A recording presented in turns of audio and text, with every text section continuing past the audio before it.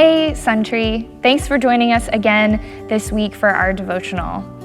As I have been thinking about our generosity campaign, Taking the Next Steps in Gratitude, I was actually reminded of the work that we did in August of this year in our Launch into Extraordinary Love, about what it means to really be a disciple of Jesus, to follow God and to take the next step in our discipleship, and as a part of that, to take the next step in our generosity. And as I've been thinking about that, I thought about all the places in Scripture, in the Gospels in particular, where Jesus says, "Follow me."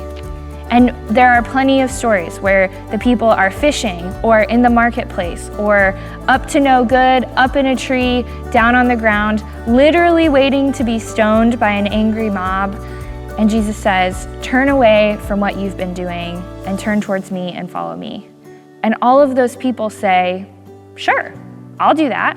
They cast down their nets, they give up what they were doing before, and they follow Jesus. And their lives are totally different. And we can say that about our lives too, that when we said yes to following Jesus, in some way, things were completely different. And as we've lived out our faith, either for a short time or for a long time, God has challenged us and has made us true on that promise to follow Jesus wherever we go. But there is one story in the gospel where Jesus says, "Follow me," and it doesn't turn out the same way as all of the other stories. That is the story of the rich young ruler. In the Gospel of Matthew, it's in chapter 19, and so I do encourage you all to read the story.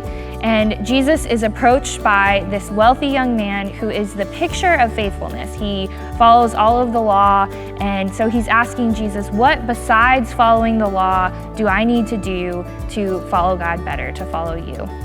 And Jesus goes through, well, are you really following the law? Are you not murdering, not committing adultery? Are you honoring your father and mother?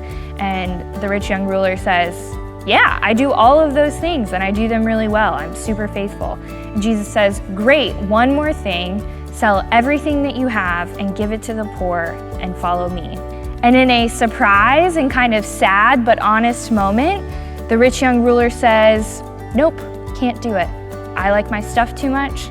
I'm gonna turn around and go home. And Scripture says he was really sad to do that. Following Jesus is a delight. I love being a follower of Christ. It has changed my life in so many ways and has made me more like Jesus. The presence of God in my life has been such a comfort, and I've watched God work in the lives of other people. But following Jesus isn't always easy. And when we're called to follow Jesus, just as we were called in our discipleship launch sequence in August, we're asked to take bigger steps in our faith to really engage in spiritual discipline, to engage in practices that will help us be better followers of Christ. And when I think about that, both the idea of following Jesus and the rich young ruler, I'm reminded of a truth that a friend told me a few years ago. Just because it's hard doesn't mean that it's bad. Certainly there are all kinds of things that are hard and bad. Getting cancer is really hard and that really stinks. Or losing a job is really hard and that really stinks. But there are hard things that are also good things. Running a marathon is really hard. Would never be able to do it, I think. I've never tried. But running a marathon is really rewarding. Giving birth to a baby, very difficult but essential for the population to continue. And often following Jesus means doing hard things that aren't bad but are really good.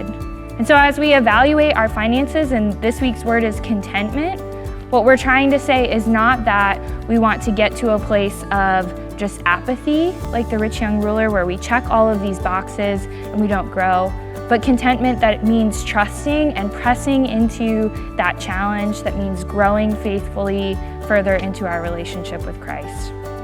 And so that's really hard work. And sometimes we want to turn around from it. We want to say, like the rich young ruler, no thanks, I like my stuff. But God calls us into further generosity.